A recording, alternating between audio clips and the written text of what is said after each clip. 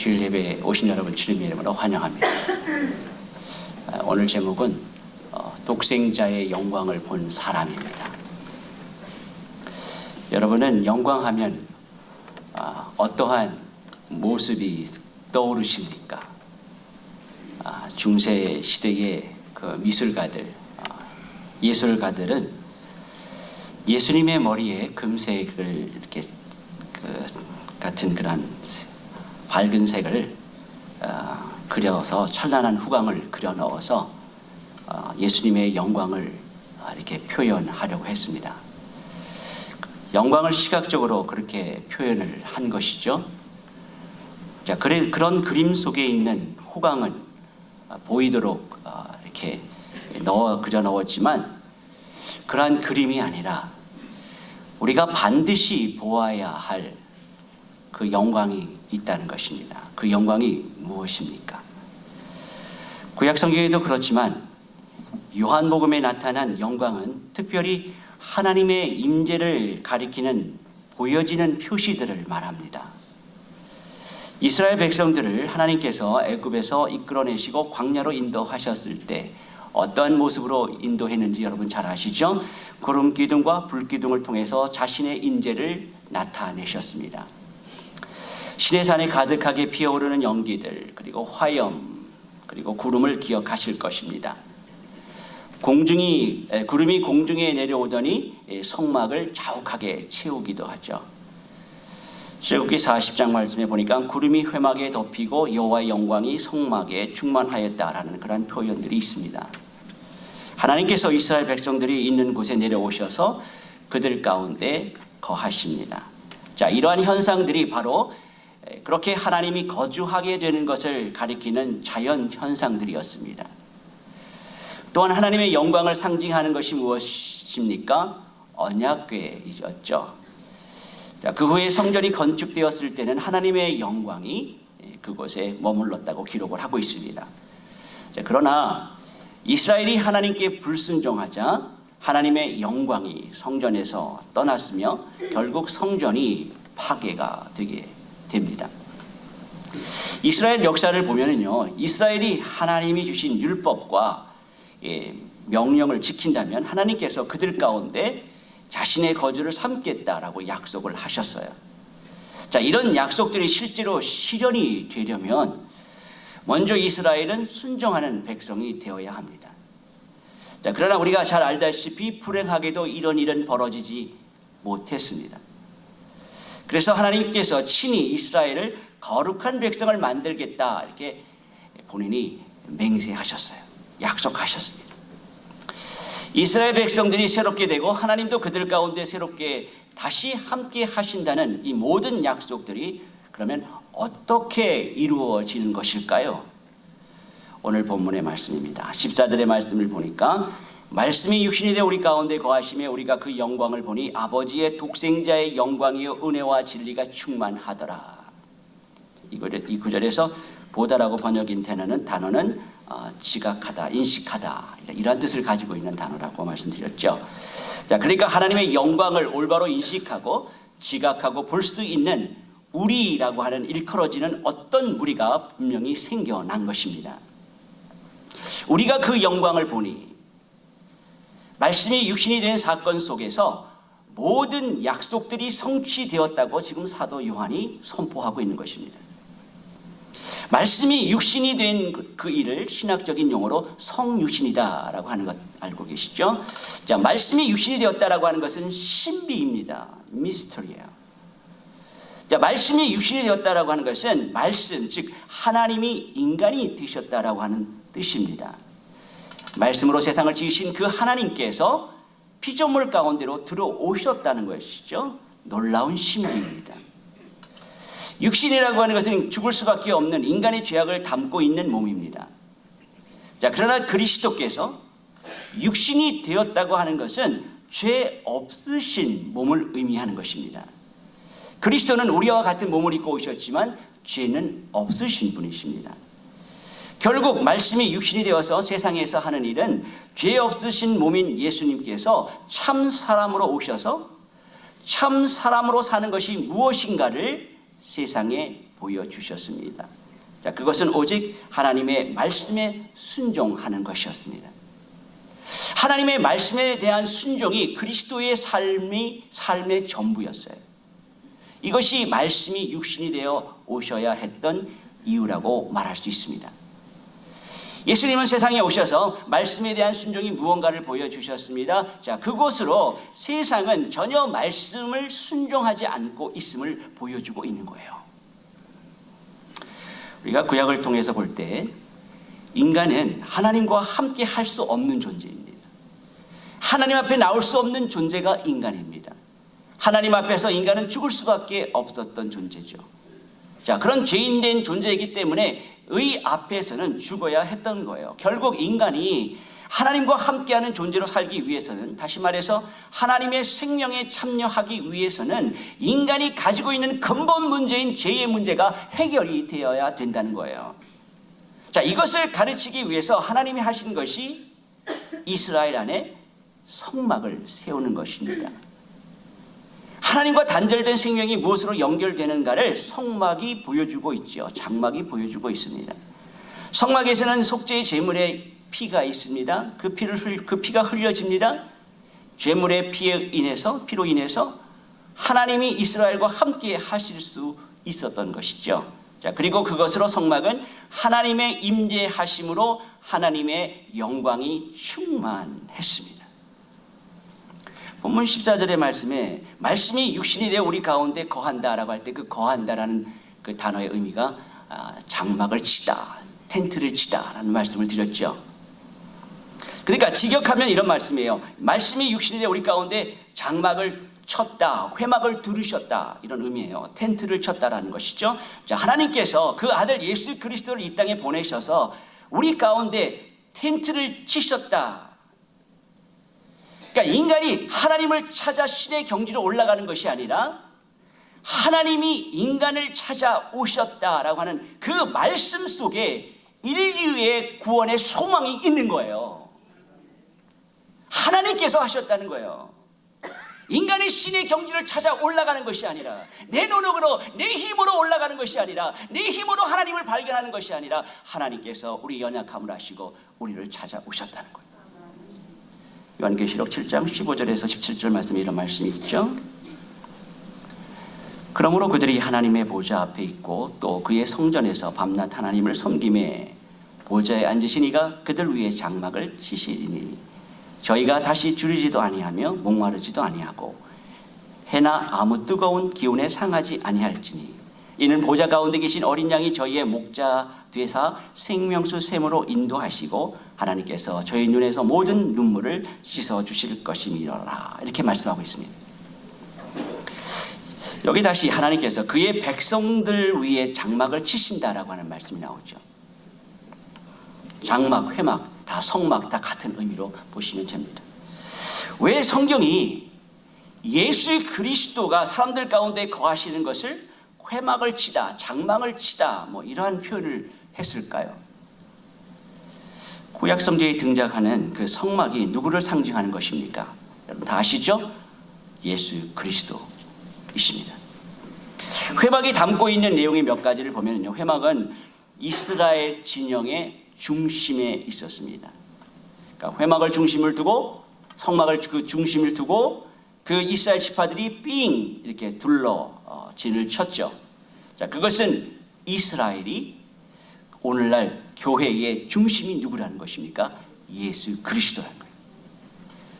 그리고 회막에서 모세의 율법이 간직되었던 곳입니다. 거기에는 예수님은 모든 율법을 그대로 행하실 수 있는 분이라고 하는 뜻이 들어가 있는 거예요. 그러니까 그분 자체의 삶이 율법이라는 거예요. 그리고 이스라엘의 회막은요, 하나님이 거하시는 초소였습니다. 그 회막의 언약궤 위에는 쉐키나의 영광이 있었습니다. 예수님 자신이 바로 하나님의 영광을 담고 계신 하나님이십니다. 그리고 예수님은 영광이시기 때문에 빛이라고 이야기를 하는 거예요. 그리고 회막은 하나님께서 사람들에게 말씀하시는 곳이었죠. 하나님의 임재를 경험하는 곳이 회막이었습니다. 예수 그리스도는요, 보이지 않는 하나님을 그대로 설명하시는 말씀으로 이 땅에 나타나신 분이십니다. 그리고 회막은 제사가 드려지는 곳이었습니다. 예수님은 그 자신이 제사장으로 제물로 하나님 앞에 제사를 드리시기 위해서 이 땅에 오신 분이십니다. 자, 이처럼 구약에서 하나님의 성막에 충만했던 하나님의 영광은 이제 말씀이 육신이 되신 그리스도라고 하는 성전에 충만하게 된 것이죠. 이것이 바로 아버지 독생자의 영광입니다. 그러므로 오늘 우리는 그리스도 안에서 이 모든 영광과 은혜의 충만함을 볼 수 있어야 하는 거예요. 참 진리가 무엇임을 볼 수 있어야 한다는 거예요. 말씀이 사람이 되셔서 우리 가운데 사셨고 우리는 그분의 영광을 보았습니다. 그 영광은 오직 아버지의 독생자만이 가질 수 있는 영광이었다는 거예요. 14절에 우리는 이 하나님 아버지의 뜻에 대한 아들의 순종으로 말미암아 영광을 보는 자예요. 우리들은. 자, 그렇기 때문에 아들의 영광이 무엇인지를 보지 못하는 사람들은요, 결국 하나님의 말씀에 대한 깨달음이 없기 때문에 순종 역시 기대할 수가 없습니다. 사랑하는 성도 여러분, 성도들은 그 예수 그리스도 안에서 영광을 보는 자들입니다. 예수 그리스도는 아버지 독생자의 영광이다 라고 말씀하고 계시죠. 오늘 주시는 이 말씀을 통해서 성도가 이 땅에서 추구해야 할 영광이 무엇이고 또 바라보아야 할 영광이 무엇이며 또한 성도가 누려야 할 은혜가 무엇인지에 대해서 깨닫는 시간이 되어지기를 소원합니다. 그러면 독생자의 영광이 무엇입니까?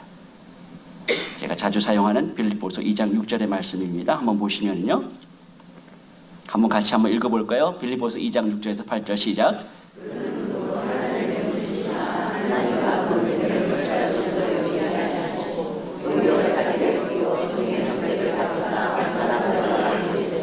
사람의 모양으로 나타나셨으며 자기를 낮추시고 죽기까지 복종하셨으니 곧 십자가에 죽으심이니라. 아멘. 성경은 그랬어요. 분명히 말씀하십니다. 그가 그랬어요. 그가 근본 하나님의 본체이셨다라는 거예요. 본체이다라는 거예요. 그러니까 본체라고 하는 말은요, 결코 변할 수 없는 사물의 사물됨을 나타내는 본성입니다.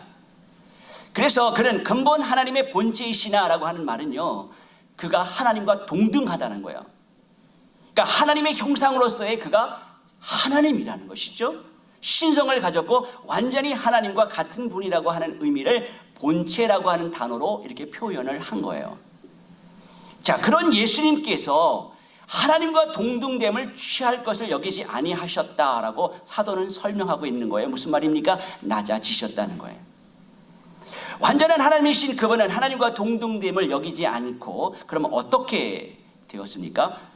스스로 그래요. 하나님 스스로 자기를 비워 종의 형체를 가졌다고 이야기하죠. 사람과 같이 되셨다는 거예요. 사람의 모양으로 나타나셨다는 거예요.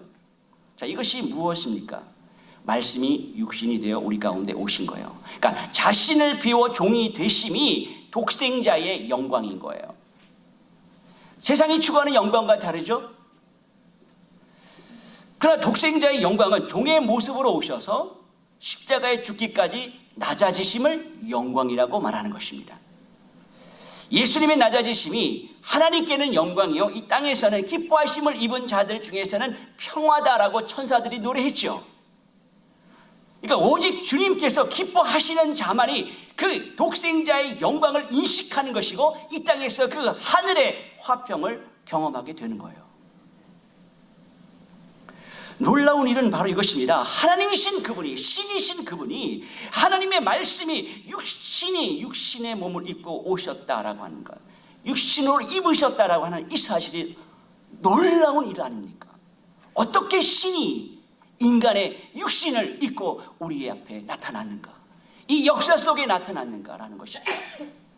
자, 그렇다면 왜 이런 놀라운 성육신이 필요한 것이었습니까? 그 첫 번째가 하나님이 약속하신 일을 이루시기 위함이라는 거예요.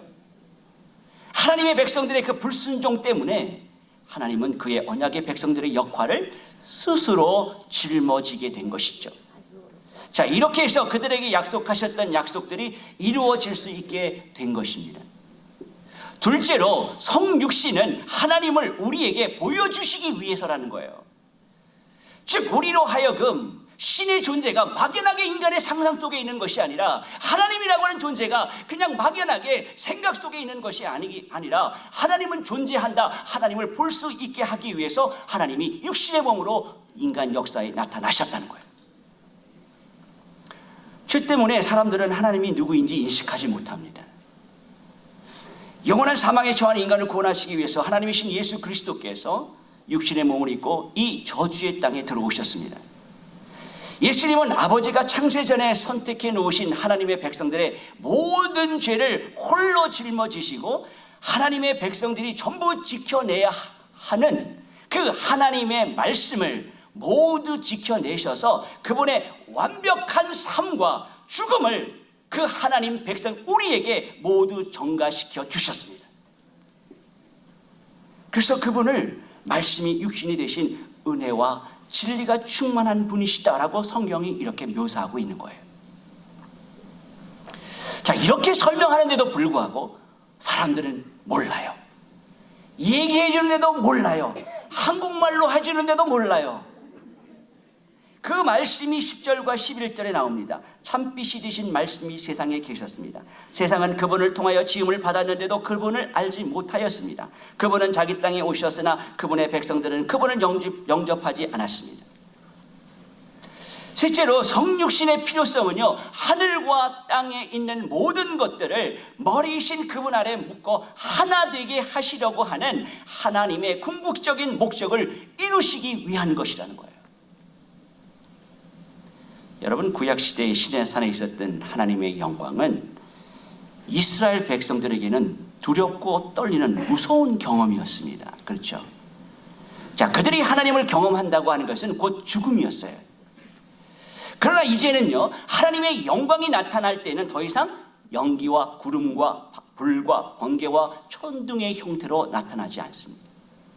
하나님은 자신이 진정으로 누구인가를 나타내시기 위해 인간의 형태를 입으신 거예요.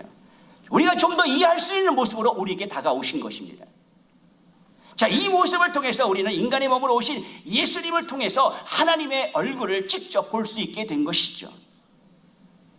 만일 그렇게 하지 않는다면 우리는 다 죽었을 것입니다. 그 누구도 인간은 하나님을 보고 살아남을 자가 없기 때문에 그런 거예요. 하나님의 은혜를 가장 잘 설명하는 그림이 바로 말씀이 육신이 되어 우리 가운데 오신 그 사건이라고 하는 의미인 거예요. 은혜는 그리스도께서 인간의 몸을 입고 이 땅에 오셔서 우리를 위해서 고난당하신 것이죠. 육신이 되신 이 말씀의 영광은 이 세상 사람들의 생명을 위해서 기꺼이 자신을 내어주시고 계신 하나님의 사랑입니다. 육신이 되신 예수님은 하나님은 사랑이시다라고 하는 사실을 우리에게 보여주고 있는 거예요. 예수 안에 드러난 그 영광은요, 진리로 가득합니다. 잠깐 여기서 진리라고 하는 단어를 잠깐 정리를 해보면요, 많은 사람들은 진리라고 하면 그 진리의 사전적 의미가 무엇이냐면요, 만물의 참된 이치, 우주 근원적 원리 또는 언제나 누구에게나 타당하다고 인정되는 보편적인 법칙이나 인식의 내용이라고 말합니다. 그러나 요한복음에서 사용된 진리는, 원어를 제가 할 테니까 한번 참 기억해 보세요. 그 사용된 진리는요, 히브리어로 에메트라고 하는 단어예요. 에메트, 참 애매하죠? 에메트입니다. 이 의미는 진실에 가깝습니다. 참이라고 하는 뜻이에요. 참. 자, 이 에메트, 진리를 헬라어로 번역을 해보니까 알레데이아 그래요. 알레데이아 이렇게 번역을 합니다. 여러분, 무엇이 진실입니까? 무엇이 참입니까? 우리가 빌라도 법정의 여러분 사건을 여러분 기억하실 것입니다. 빌라도 법정에서 빌라도가 예수님께 물었던 질문을 여러분 보시면 그 진리가 잘 설명이 되어 있습니다. 진리가 무엇입니까? 라고 빌라도가 예수님께서 물을 때에 예수님은 빌라도가 알고 있었던 진리와는 전혀 다른 의미로 말을 합니다. 진리, 알레세이아라고 하는 단어를 사용하고 있지만 전혀 다른 의미로 지금 반응하고 있습니다. 빌라도는 당시 최고의 교육을 받았던 최고의 그 지식인이었습니다. 그런 지식인으로서 진리에 대한 답은 없다라고 하는 자기의 스스로의 결론을 가지고 있었어요. 진리는 없다. 이때까지도 어느 철학자나 어떤 지식인도 이것이 진리다라고 말한 적이 없었기 때문에 그런 것이죠. 빌라도의 그 질문에 대해서 예수님께서는 침묵을 지키십니다. 왜냐하면 이것이 진리야, 또 진리에 대한 답이 이런 것이야 라는 그런 대답을 그렇게 없었기 때문에 그런 것이 아니라 예수님이 진리 자체가 되어 증거하고 계셨기 때문에 그런 것이에요. 바로 예수님이 빌라도 앞에 서 있는 보이는 자체가 진리였다는 것이죠. 그분이 참되시고 그분만이 진실 그 자체였다는 거예요. 요한은 육신이 되신 하나님의 말씀은 은혜와 진리로 충만하다라고 이렇게 고백을 하고 있습니다. 자, 그러면 무엇이 이러한 충만한 진리가 되는 것입니까? 진리가 가득하다라고 하는 뜻이 무엇입니까? 진리와 진실은 무엇을 말하고 있는 것입니까? 진실은 하나님과 하나님의 하신 그 행동 그 전부를 가리키는 거예요. 하나님이 진리이시며 그분이 행한 모든 행위가 진리고 진실이라는 거예요. 성경은 진리 되신 하나님은 예수 그리스도 안에서 자신의 말씀이 진실하다라고 하는 사실을 나타내십니다. 예수 안에서 하나님의 뜻 곧 하나님께서 약속하신 일들을 이루어내십니다. 즉 죄의 용서를 허락하시고 거룩한 백성을 만드시고 예수 그리스도 안에서 사랑과 기쁨과 화평을 허락하시는 거예요. 하나님의 약속들이 이제 인간의 삶과 역사 속에서 예수를 통해서 실현이 되고 있는 것이죠. 예수 그리스도는 하나님의 약속의 성취이시고 하나님의 신실함을 나타내 보이시는 계시입니다. 예수님이 육신이 되신 말씀이기 때문에 우리는 그분을 볼 수 있게 되었고요. 더 나아가서 하나님이 진정으로 누구신지 무엇을 말씀하시는 분인지를 발견하게 된 것입니다. 사도 요한은 성육신하신 예수 그리스도에게서 바로 진리로 충만한 모습을 본 거예요. 그분의 성육신을 통해서 우리는 진리와 사랑이 밀접한 연관이 있음을 발견하게 됩니다. 진리의 핵심은 사랑이에요. 에메트는 헤세드예요. 진리는 인간의 지성으로 깨달아지는 것이 아니에요. 진리는 인간의 지식으로 깨달아지는 것이 아니에요. 인간의 경험으로 깨달아지는 것이 아니에요. 진리는 이 말의 의미는요, 우리가 삶으로 살아갈 때 깨달아갈 수 있다는 거예요. 하나님에 대한 사랑이 우리의 순종의 삶으로 결단하며 나갈 때 그 실체를 경험할 수 있게 된다는 거예요. 요한일서 2장 4절에서 6절 말씀 우리 한번 같이 읽어볼까요? 시작. 그는 아노라 하고 그의 계명을 지키지 아니하는 자는 진리가 그 속에 있지 아니하되 누구든지 그의 말씀을 지키는 자는 하나님의 사랑이 참으로 그 속에 온전하게 되었나니 이로써 우리가 그 안에서 있는 줄을 아노라. 그의 안에 산다고 하는 자는 그가 행하시는 대로 자기도 행할지니라. 아멘. 이 교리 읽은 말씀 중에서 제가 5절의 말씀을 쉬운 성경 번역으로 한번 다시 한번 보겠습니다. 하나님의 가르침을 따라 순종해야만 그 사람 안에 하나님의 사랑이 완전히 이루어지게 될 것입니다. 이것이 우리가 하나님을 따르고 있음을 보여주는 방법이 됩니다. 이렇게 말씀하고 있어요. 하나님의 말씀에 순종할 때 말로만 하는 것이 아니라 하신 말씀에 따르는 순종이 있을 때 하나님의 사랑이 우리 안에서 온전하게 깨달아지고 확인이 된다는 거예요. 성도 여러분, 예수님은요 하나님이십니다. 예수님은요 창조주이십니다. 그분은 하나님과 동등됨을 버리고 인류를 구원하시기 위해서 가장 낮은 인간의 몸으로 나를 위하여 우리 모두를 위해서 이 땅에 오신 하나님이십니다. 그분은요 가장 비참한 모습으로 이 세상에 오셨어요. 가장 비참하게 또 죽으심으로 말미암아 우리의 죄를 대속하셨습니다. 말씀을 이루신 하나님이십니다. 오직 그분 안에만 새 생명이 있고 우리의 구원이 있는 거예요. 그 하나님은 하나님의 경륜에 따라서 반드시 완성될 하나님의 나라를 위해서 그리고 다시 오실 것입니다. 여러분 그 말 기억하십니까? 주님께서 가시면서 I'll be back 그랬어요. I'll be back. 우리 안에 어떤 모습이 회복되어야 하겠습니까? 여러분에게 도전합니다. 예수님만이 나를 살릴 수 있는 분이에요. 예수 안에 우리의 영원한 생명인 미래가 있음을 기억하시기 바랍니다. 신자인 우리는 이 땅에서 말씀이 육신이 되어 오신 예수님에게 순종하는 삶을 경주해야 합니다. 진짜 그 삶이 행복한 삶이라고 하는 것을 시간 속에서 깨달으시기를 소원합니다. 이것만이 예수 그리스도가 이 땅에 오신 은혜를 깨닫는 사람들의 삶이 되는 거예요. 2017년도 주제가 무엇입니까? 한번 읽어보세요. 시작. 우리가 낮아지지 않으면요 하나님의 영광을 볼 수 없고, 하나님의 영광을 볼 수 없으면 절대로 사랑할 수가 없습니다. 육신이 된 말씀 안에 하나님의 영광이 나타나 있는 거예요. 모든 사람이 보라고 그렇게 다 드러내셨어요. 그러나 정말로 그 영광을 볼 수 있는 사람이 누구입니까? 주님이 이 땅에서 고난당하시고 낮은 자의 모습으로 섬겼던 것처럼 하나님의 백성은 이 땅에서 낮아지는 자의 영광을 추구하고요, 그러나 우리의 눈은 장차 누릴 영광스러운 그 모습을 사모해야 하는 거예요. 그럴 때 우리가 이 땅에서 낮아져서 성육신 하신 그리스도의 삶을 따라 살아갈 수 있게 되는 거예요. 자, 그 낮아지신 예수 그리스도에게서 우리는 은혜와 진리를 보게 됩니다. 은혜와 진리로 충만하신 모습을 보게 됩니다. 그럴 때 우리는 값없이 구원하신 은혜로 충만한 삶을 살 수 있게 되는 거예요. 그 하나님의 영광은 이제 하나님을 아는 자녀들에게 전가가 되었습니다.